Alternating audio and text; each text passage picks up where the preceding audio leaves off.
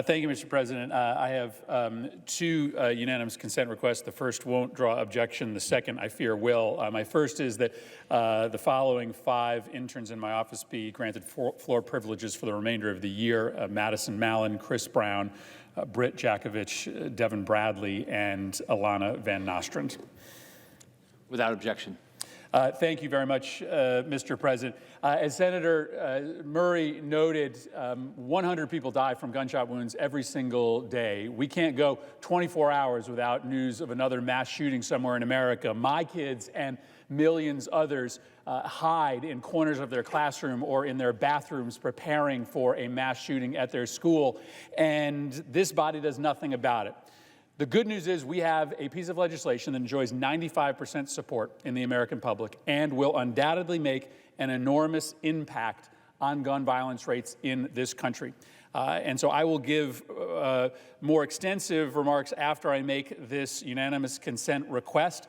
But my request will be that the Senate immediately take up H.R. 8, the universal background checks bill that was passed in a bipartisan way through the House of Representatives and has received no action, no debate here in the United States Senate since that time. So, Mr. President, as if in legislative session, I ask unanimous consent that the Senate proceed to the immediate consideration of calendar number 29, H.R. 8. Further, that the bill be considered read a third time and passed, and the motion to reconsider be considered made and laid upon the table with no intervening action or debate. Is there an objection? Mr. President. Senator from Mississippi. Mr. President, reserving the right to object, legislation that would affect the rights of American citizens under the Second Amendment should not be fast-tracked by the Senate.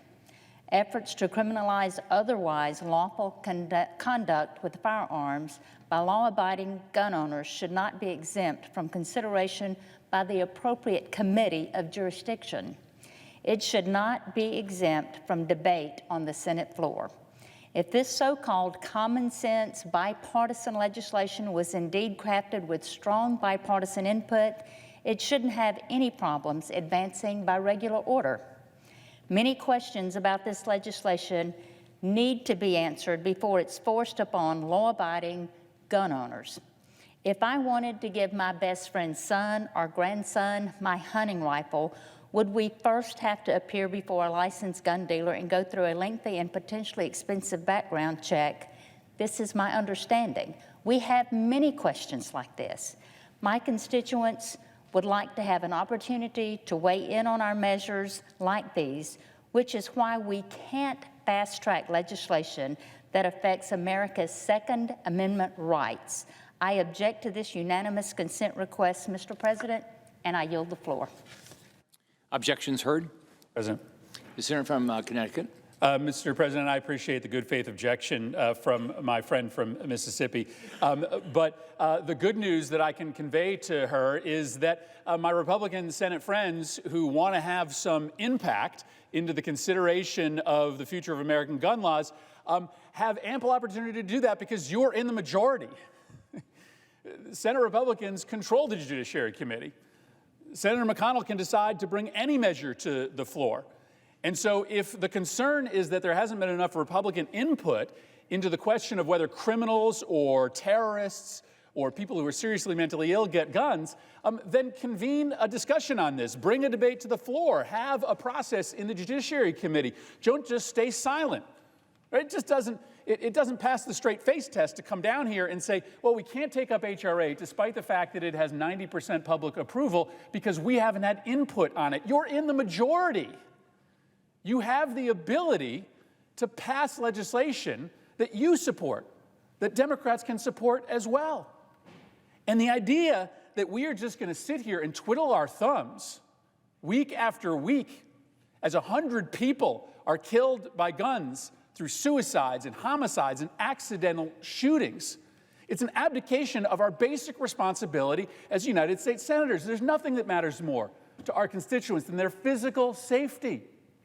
And there are kids that are walking to school in cities in every single state in this body who fear for their lives, whose brain chemistry is changed by the trauma that they go through because of that fear for their safety.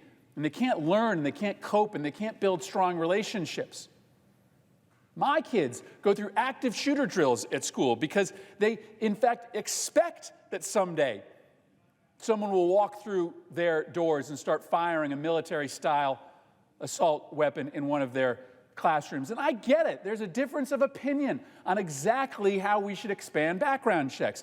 I understand that maybe my Republican colleagues don't want to support H.R. 8, but you're in the majority. You have the ability to lead a conversation that can find that common ground on expanding background checks. So I'm just not going to accept this argument that we can't bring H.R. 8 to the floor because we've got some concerns about it. I can't get a piece of legislation to the floor in any other way other than to offer this motion. And the American public are not going to accept silence from this body week after week, month after month, in the face of this epidemic carnage that is happening across this country. Parents know that their kids aren't safe. They know that their kids aren't safe. And they expect us to act. The President's Attorney General said the other day that we made some progress on the issue of background checks over the summer, but now we've got the impeachment proceedings, and so that's stopped all this discussion. That's not true. The impeachment proceedings right now are in the House of Representatives. The discussion on the future of a background checks bill was in the Senate. It was happening between myself and Senator Manchin and Senator Toomey. We are still at the table ready to negotiate a compromise version of a background checks expansion act. And we frankly got lots of time on our hands here in the Senate because we're not doing anything other than approving a appointee here, a judge there. We got plenty of time. We got plenty of bandwidth here in the Senate to negotiate with the White House over a universal background checks bill. And so you can't say that we can't take up H.R. 8 because we haven't had input. Republicans are in charge. You have the ability to have as much input as you want. The White House can't say that impeachment is stopping a debate on background checks from happening. I'm ready to talk. Senator Toomey is ready to talk. Senator Manchin is ready to talk. And we have evidence just from this summer about how important universal background checks are. On the last day of August, a gunman fled from police in Odessa, Texas. He hijacked a United States Postal Service van, he killed its driver, and then randomly fired on people as he drove through the streets. During his shooting spree, the gunman killed 7 people and wounded over 20 others, a reign of terror throughout the streets of this Texas town. Now, the current background checks law worked as it was intended to work.